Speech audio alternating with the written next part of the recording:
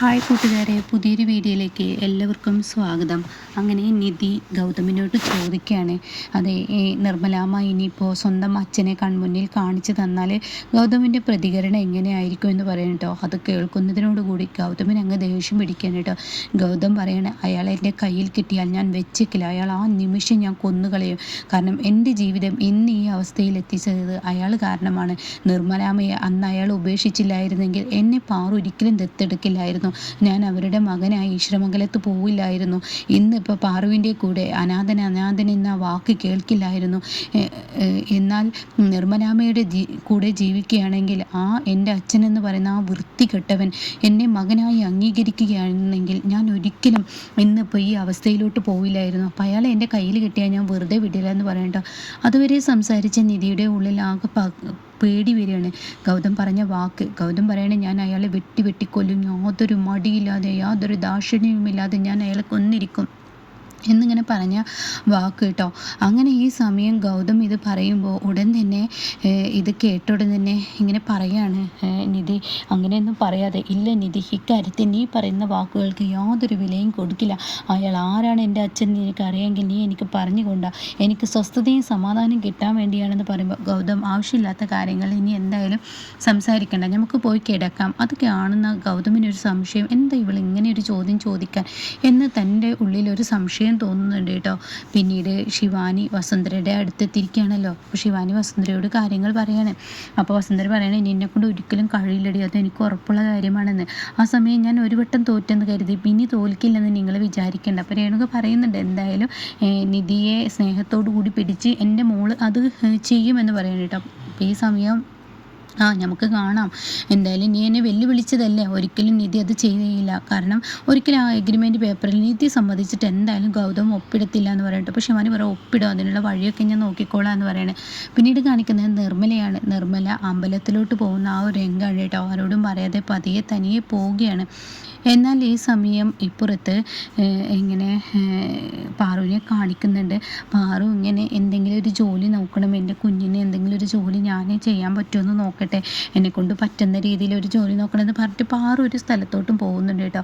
ആ സമയമാണ് ശിവാനി പുറത്തിറങ്ങുന്നത്. ശിവാനിക്കാണെങ്കിലും എങ്ങനെയെങ്കിലും ഇവരുടെ വീട് കണ്ടെത്തണം, എന്നിട്ട് പാറുവിൻ്റെ കൈയും കാലും പിടിച്ചിട്ടാണെങ്കിലും ഈ പേപ്പറിൽ എങ്ങനെയെങ്കിലും ഒപ്പിടണം, അതിനുള്ള വഴി എന്താണെന്ന് കരുതിയിട്ട് ഇങ്ങനെ ഇവർ വന്ന ഏകദേശം ഒരു വഴി ഉണ്ടാവുമല്ലോ, ആ വഴിയിലൂടെ ഇങ്ങനെ നടന്നു പോവുകയാണ് കേട്ടോ ശിവാനി. അപ്പോൾ പോകുന്ന വഴിക്ക് ഓരോരുത്തരെയും കാണുന്നുണ്ട്. അവരോടൊക്കെ ഇങ്ങനെ ചോദിക്കുകയാണ്, ഈ കാണുന്ന ആളുടെ വീട് അറിയോ, ഞങ്ങളുടെ കൂടെ താമസിച്ചിരുന്നതാണ്, ഈ പ്രദേശത്ത് എവിടെയാണ്, പക്ഷേ ഇപ്പോൾ അവരുടെ ഫോൺ നമ്പർ ഒന്നും എൻ്റെ കയ്യിലില്ല, അവർ വിളിച്ചിട്ട് കിട്ടുന്നില്ല, അവർ തിരക്കിയാണ്, അവരിപ്പോൾ വാടകയ്ക്ക് ഇവിടെ താമസിക്കുന്നുണ്ട് എന്നൊക്കെ പറഞ്ഞിട്ട് ഓരോരുത്തരുടെ ഫോട്ടോ കാണിച്ചു കൊടുക്കുമ്പോഴും ആർക്കും അറിയില്ല കേട്ടോ. അങ്ങനെ മുന്നോട്ട് നീങ്ങുന്ന സമയത്താണ് പെട്ടെന്ന് ശിവാനി കാണുന്നതിനോട് കൂടി ശിവാനിക്ക് ആശ്വാസമാവാണ്. അങ്ങനെ ശിവാനി ഒരു മരത്തണലിൽ നിൽക്കുകയാണ് കേട്ടോ. എന്നിട്ട് നിധി എന്താ ചെയ്യുന്നതെന്ന് നോക്കണം. അപ്പം നിധിക്ക് പച്ചക്കറി വാങ്ങായിരിക്കും കേട്ടോ. അപ്പം നിധി ഓരോന്ന് എടുക്കാൻ പറയുകയാണ്. അപ്പോൾ ഉടൻ തന്നെ ശിവാനിക്ക് ആശ്വാസമാണ്, അവൾ ഇവിടെ ഉണ്ടെന്ന് മനസ്സിലായി, ഇവൾ എവിടെ താമസം, എന്തായാലും ഇതോടുകൂടി എന്തായാലും ഒരു തീരുമാനം എടുക്കണം, ഇവളെ പിന്തുടർന്ന് പോകണമെന്ന്. അങ്ങനെ ശിവാനി പതിയെ പിന്തുടർന്ന് പോവുകയാണ് കേട്ടോ. നിധിയാണെങ്കിലും ഇതൊന്നും അറിയുന്നില്ല. അങ്ങനെ പതിയെ പിന്തുടർന്ന് പോകുമ്പോഴാണ് തൻ്റെ അമ്മയുടെ ഫോൺ വരുന്നത് കേട്ടോ. ഈ ഫോൺ വരുന്നതിനോടുകൂടി ശിവാനിക്ക് അങ്ങ് ഭ്രാന്ത് പിടിക്കുകയാണ്. എന്തിനാ അമ്മ ഈ സമയം വിളിച്ചതെന്ന് പറയണേ. ഹെഡി എന്തായാലും നീ പോയ കാര്യം, നീ ആ പാറുവിനെ കണ്ടോ, അവരുടെ വീട് കണ്ടോ, നീ ഒപ്പിട്ടോ എന്നൊക്കെ ചോദിച്ചാണ്. അമ്മ ഞാൻ നിധിയെ കണ്ടു, വീട് കണ്ടെത്താനുള്ള പരിശ്രമത്തിലാണ്, അമ്മ ഒന്ന് ഫോൺ കട്ട് ചെയ്യുന്നുണ്ട് എന്ന് പറഞ്ഞിട്ട് ശിവാനി നേരെ നോക്കുമ്പോൾ നിധിയെ കാണുന്നില്ല കേട്ടോ. ഈശ്വര, ഈ അമ്മയുടെ വിളി കാരണം നിധി എങ്ങോട്ടാണ് പോയതെന്ന് മനസ്സിലാവുന്നില്ല. രണ്ട് ഭാഗത്തോട്ട് റോഡുണ്ട്, എങ്ങോട്ട് പോയെന്ന് അറിയില്ലല്ലോ, ഞാൻ ഇനി എന്ത് ചെയ്യുമെന്ന് പറഞ്ഞിട്ട് ശിവാനി ഇങ്ങനെ ഈ അമ്മയുടെ ഫോൺ ഇങ്ങനെ ദേഷ്യത്തോടു കൂടി നോക്കുകയാണ് കേട്ടോ. ആ സമയം ഈ ശിവാനി അങ്ങ് തിരിഞ്ഞു നോക്കുമ്പോൾ തൻ്റെ മുന്നിൽ കാണാൻ നിധി നിൽക്കുന്നത് കേട്ടോ. നിധിയെ കാണുന്ന ശിവാനി ആകെ ഞെട്ടിപ്പോവാണ്. എന്താ, എന്നെ കണ്ടാൽ ഞെട്ടിയോ? നീ എന്താടി കരുതിയത്, എന്നെ പിന്തുടർന്നാൽ നീ എൻ്റെ വീട് കണ്ടെത്തുമെന്ന് കരുതിയിട്ടുണ്ടാവില്ലേ? എന്നാൽ നീ എൻ്റെ പിന്നാലെ ഉണ്ടെന്ന് ഞാൻ അറിഞ്ഞിട്ടുണ്ട്, അതുകൊണ്ട് തന്നെയാണ് ഞാൻ പാതി വഴിയിൽ നിന്റെ കൺവെട്ടിച്ച് ഞാൻ മറന്നു നിന്നത്. ഇനി നിനക്ക് എന്താടി വേണ്ടത്? എടി, നീ എന്തിനു വേണ്ടിയാണ് എന്നെ പിന്തുടർന്ന് എനിക്കറിയാം. നീ പാറുവിനെ കാണാൻ വന്നതും അതുപോലെ തന്നെ പാറുവിൻ്റെ കയ്യിൽ, ഗൗതമിൻ്റെ കയ്യിൽ നിന്നും ആ ആ ഒരു കമ്പനി എംബോക്ക് കമ്പനിയുടെ അത് ഒപ്പിട്ട് വാങ്ങാനുള്ള ആ ഒരു നിൻ്റെ പരിശ്രമം ഉണ്ടല്ലോ അതൊരിക്കലും നടക്കില്ലടി. നിങ്ങൾക്ക് ആ എംബോക്ക് കമ്പനിയുടെ ആ പ്രൊജക്റ്റ് നിങ്ങളുടെ കയ്യിലെത്തില്ല. 500 കോടിയുടെ പ്രൊജക്റ്റ് ഒരിക്കലും കയ്യിലെത്തില്ല.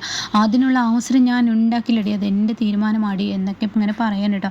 ആ സമയം ശിവാനി പറയണം, അങ്ങനെയാണോ, ഞാൻ എന്തായാലും ഗൗതമിൻ്റെ അടുത്ത് വയ്ക്കും, ഗൗതം എൻ്റെ ഭർത്താവാടി എന്ന് പറഞ്ഞിട്ട് അവിടെ റോട്ടിൽ കിടക്കുന്ന ഒരു കല്ലെടുത്ത് ശിവാനി ഒരൊറ്റ ഇറങ്ങി എറിയുന്നതിനോടുകൂടി ശിവാനി ഓടുന്ന വഴിക്ക് പുല്ല് പോലും മുളക്കുന്നില്ല കേട്ടോ. അത്രയും പേടിച്ചോടുകയാണ്. ഇനി നീ ഈ വഴിക്ക് വന്നാലുണ്ടോ ഇനി വെറുതെ വിടില്ല. അങ്ങനെ ശിവാനി കുറേ ദൂരം ഓടിയിട്ട് ശിവാനിക്ക് ആകെ പേടി വരാണ് കേട്ടോ. ഈശ്വര ഇനി എന്താ ചെയ്യാന്ന് കരുതിയിട്ട് പിന്നീടാണെങ്കിലോ പച്ചക്കറിയൊക്കെ വാങ്ങിക്കൊണ്ടുവരികയാണ്. അപ്പോൾ ആ സമയം പച്ചക്കറിയൊക്കെ ഇങ്ങനെ കൊടുന്ന് വെച്ചിട്ടുണ്ട് കേട്ടോ. ഇവിടെ തന്നെ അങ്ങനെ ഓരോ പച്ചക്കറി ഇങ്ങനെ അടുക്കി പെറുക്കി വെക്കുന്ന സമയത്ത് നിർമ്മല അപ്പുറത്ത് നിൽക്കുന്നുണ്ട്. ആ സമയം ഇങ്ങനെ പാറു വന്നിട്ട് പറയാണ്, മോളെ ഞാൻ നിന്നോടൊരു കാര്യം പറയട്ടെ. എന്താ, ഞാൻ ഇന്നൊരു അമ്പലത്തിൽ പോയിരുന്നു.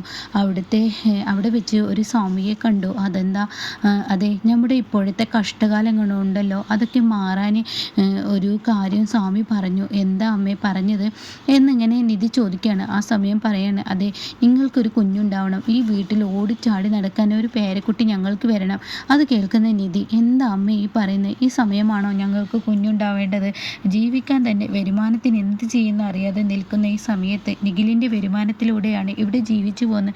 ആ സമയം ഇങ്ങനെയുള്ള കാര്യങ്ങൾ പറഞ്ഞാൽ എങ്ങനെയെന്ന് പറയുമ്പോൾ അതൊന്നും എനിക്കറിയില്ല. ഈ അമ്മ ഇനി അധികം ജീവിച്ചിരിപ്പില്ല എന്ന് എനിക്ക് തോന്നുന്നു. എനിക്ക് ഇടയ്ക്കിടയ്ക്ക് ഓരോ അസുഖങ്ങൾ വരുന്നു. അപ്പോൾ നിർമ്മല പറയാണ്, അത് നിധി ഈ പറയുന്ന പാറു പറഞ്ഞതിൽ കാര്യമുണ്ട്. എനിക്കും വയ്യാതാവുകയാണ്. എൻ്റെ അസുഖത്തെക്കുറിച്ച് നിനക്കറിയാലോ. അപ്പോൾ ഞങ്ങൾ അധികം ജീവിച്ചിരിപ്പുണ്ടാവില്ല. അതുകൊണ്ട് നീ സാമ്പത്തിക ബുദ്ധിമുട്ടൊന്നും നോക്കേണ്ട.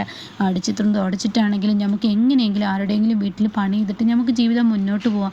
ഇനി നീ വൈകിക്കണ്ട മോളെ. നീ എന്തായാലും ഗൗതമിൻ്റെ ഇപ്പോഴത്തെ മാനസിക നില മാറാനും അതുപോലെ തന്നെ നിങ്ങൾക്കിടയിൽ ഒരു കുഞ്ഞു വരേണ്ട സമയമായി എന്ന് പറയട്ടോ. ആ സമയം ഉടൻ തന്നെ നിധി, എന്താ ഇനി നീ ഇത് നിഷേധിക്കരുത്, ഇന്ന് തന്നെ നിങ്ങൾ ആ ജീവിതത്തിലോട്ട് കടക്കണമെന്ന് പറഞ്ഞിട്ട് ചുടുപാല് നിധിയുടെ കയ്യിൽ കൊടുന്നു കൊടുക്കുകയാണ്. ആ സമയം നിർമ്മല പറയണേ, നിൽക്ക് ഒരു സംഭവം കൂടി ഉണ്ടെന്ന് പറഞ്ഞിട്ട് കുറച്ച് മുല്ലപ്പൂവൊക്കെ തലയിൽ ചൂടിക്കൊടുക്കുകയാണ് കേട്ടോ.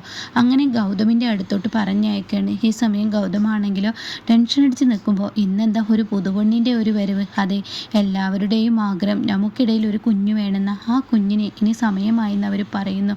ഇത് നിഷേധിക്കാൻ രണ്ടമ്മമാർക്ക് മുന്നിൽ എനിക്ക് കഴിയുന്നില്ല. കാരണം രണ്ടമ്മമാർ രോഗികളാണ്.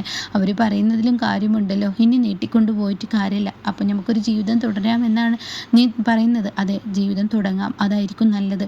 ഇനി അവരുടെ ആഗ്രഹം നമുക്ക് സാധിക്കാം. വരുന്നിടത്ത് വെച്ച് കാണട്ടെ. മാത്രമല്ല പാറു ഇന്ന് അമ്പലത്തിൽ വെച്ച് ഒരു സ്വാമിയെ കണ്ടെന്നും അതുപോലെ തന്നെ ആ സ്വാമി ഇങ്ങനെയൊന്ന് പ്രവചിച്ചെന്നും അപ്പോൾ നമ്മുടെ കഷ്ടകാലം മാറുമെങ്കിൽ അങ്ങനെ ആവട്ടെ, അല്ലാതെ ഇതിനൊരു പ്രതിവിധി വേണ്ടേ എന്ന് പറയുമ്പോൾ ശരി നിധി എന്ന് പറഞ്ഞ് അവരങ്ങനെ ജീവിതത്തിലോട്ട് പോകുന്നു കേട്ടോ. എന്നാൽ ഈ സമയം നിർമ്മല ആണെങ്കിലോ അമ്പലത്തിൽ കയറി ചെല്ലുമ്പോൾ കാണുന്ന കാഴ്ച CKC തനിക്ക് വേണ്ടി അർച്ചന ചെയ്യുന്നതാണ്. തൻ്റെ ഇതൊക്കെ ഇങ്ങനെ പറഞ്ഞു കൊടുക്കുകയാണ് നിർമ്മല. ഇങ്ങനെ ഓരോ കാര്യങ്ങൾ ഇങ്ങനെ ആ അർച്ചനയ്ക്ക് വേണ്ടി പറഞ്ഞു കൊടുക്കണം കേട്ടോ. ഇത് കേൾക്കുന്ന ഇയാൾക്ക് എങ്ങനെ എൻ്റെ നാളും ഒക്കെ അറിഞ്ഞ് എന്നിങ്ങനെ നിർമ്മല ബാക്കിൽ നിന്ന് ചിന്തിക്കുകയാണ്. അപ്പോൾ നിർമ്മല കണ്ടിട്ടില്ല എന്നാണ് CKC കണ്ടിട്ടില്ല എന്ന വിചാരം.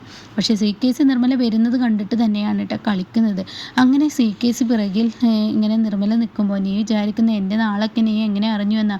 എടി 30 വർഷങ്ങൾക്ക് മുന്നേ നിൻ്റെ പിന്നാലെ പ്രണയവുമായി കുറേ പൈസയും ചിലവാക്കി ഞാൻ നിൻ്റെ പിന്നാലെ നടന്നപ്പോൾ നിൻ്റെ നാളും ഇതൊക്കെ നീ ഓർത്തിട്ടുണ്ടാവില്ലല്ലേ? എനിക്ക് പറഞ്ഞു തന്നത് അന്ന് ഞാൻ അതൊക്കെ അറിഞ്ഞിരിക്കുന്നു എന്ന് പറയാൻ കേട്ടോ. അങ്ങനെ ആ സമയം ഇതൊക്കെ കേട്ടോടെ ഇതിങ്ങനെ ചിന്തിക്കുകയാണ്. അങ്ങനെ അർച്ചനയൊക്കെ കഴിഞ്ഞ് തിരിഞ്ഞ വഴിക്ക് നിർമ്മലയെ ആദ്യമായി കാണുന്നത് പോലെ താൻ കണ്ടിട്ടാണ് അവിടെ വന്നിരിക്കുന്നത് എന്നുള്ളത് CKCക്കല്ലേ അറിയുള്ളൂ.